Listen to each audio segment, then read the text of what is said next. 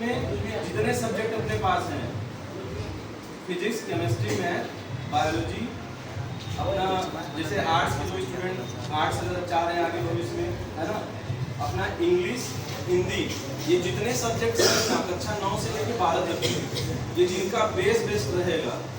पता है, मजे की बात बताऊं, आज मतलब जितने छात्र होते हैं, छात्र छात्राएं होती हैं, वो लोग कक्षा 1 से लेकर 12 तक पढ़ते हैं, फिर अपना ग्रेजुएशन करते हैं, उसके बाद कुछ लोग मास्टर्स भी करते हैं, उसके बाद फिर यूपीएससी की या अदर एग्जाम्स की कॉम्पिटेटिव एग्जाम तैयारी करते हैं जब ना, तो फिर कक्षा 6 से 12 पढ़ते हैं। मजे की बात ये है, एनसीईआरटी होता है ना, एनसीईआरटी पढ़ते हैं। एनसीईआरटी कुछ नहीं है, 6 से 12 तक के सिलेबस है, वही एनसीईआरटी है। तब सोचो जरा कि एक मतलब बिलो पॉइंट से पीक पर गए, फिर बिलो से पढ़ना शुरू कर दिए, तो क्यों ना हम अपने मतलब जो हमारे जड़ वाली चीज़ें हैं उनको क्यों ना मजबूत रख के चलें, तो आगे कोई प्रॉब्लम उठानी नहीं पड़ेगी। जैसे हम लोग अपने टाइम पे सारे सब्जेक्ट्स को पूरा टाइम देते थे, तो आज के टाइम पे ये है कि जैसे बेसिक्स में कहीं फंसते नहीं, तो बेसिक्स में नहीं फंसोगे तो ऊपर चीज़ें बहुत अच्छे समझ में आएंगी। जैसे अगर जिस दिन पहले याद करो, जब पहले दिन यहाँ क्लास करने आए, पहले दिन अगर डायरेक्ट क्या कहते हैं फार्मूला या बेस न समझा के डायरेक्ट थ्योरम सॉल्व कराने अगर लगते सर, तो समझ में आता कभी नहीं समझ में आता, क्योंकि बेस से स्टार्ट किया जाता है ना, तो बेस मजबूत रखना चाहिए। ठीक है, तो ये 11-12 का नोट्स, 11-12 का नोट्स बहुत बहुत परफेक्ट पूछेगा, यही केमिस्ट्री है, इसके अतिरिक्त कुछ नहीं आएगा। ठीक है, सबसे 11 और 12 कर लेते हैं। अच्छा, उस टाइम पे तो हम लोग टाइम पे पॉलिटेक्निक वगैरह का भी बहुत क्रेज था, है ना। आईईआरटी हमारे टाइम के लड़के देते थे। आईईआरटी का ये कहा जाता था एशिया में एक ही कॉलेज है।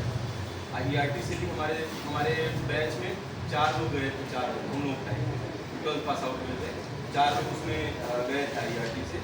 उसमें एक लड़का है, वो एलएनटी में असिस्टेंट मतलब ये सॉरी इस समय आई थिंक सीनियर इंजीनियर है, 6 साल उसको हो गए साथ साथ।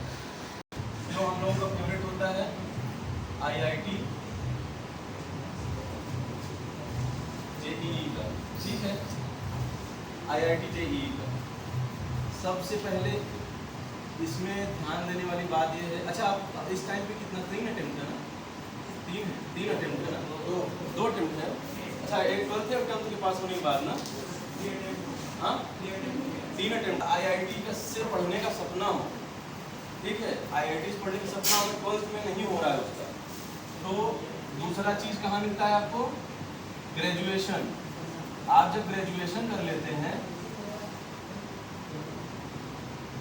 ठीक है, अपना चाहे यूपीटीयू वगैरह से बीटेक करें, यूपीटीयू है और भी अदर स्टेट्स टेक्निकल यूनिवर्सिटीज़ हैं, वहाँ से अगर आप पढ़ते हैं, अगर वहाँ से आप अपना ग्रेजुएशन करें, बीएससी अपना एक साइंस हो गया, बैचलर ऑफ साइंस, या बीटेक अपना हो गया, ठीक है, और अदर स्टेट्स में बीई भी बोलते हैं उसको, बैचलर ऑफ इंजीनियरिंग। तो अगर वहाँ से ग्रेजुएशन करें, तो हम लोग वहाँ जब हम लोग को नहीं पता था, हम लोग बस यही पता था कि आईआईटी जेईई होता है, ठीक है।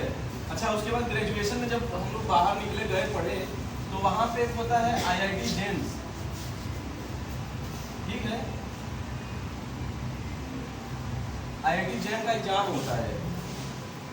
आईआईटी जेम का एग्जाम क्या होता है, एक सब्जेक्ट से आप क्या कहते हैं वहाँ से आईआईटी के इंस्टीट्यूट से आप अपना एमएससी कर सकते हैं।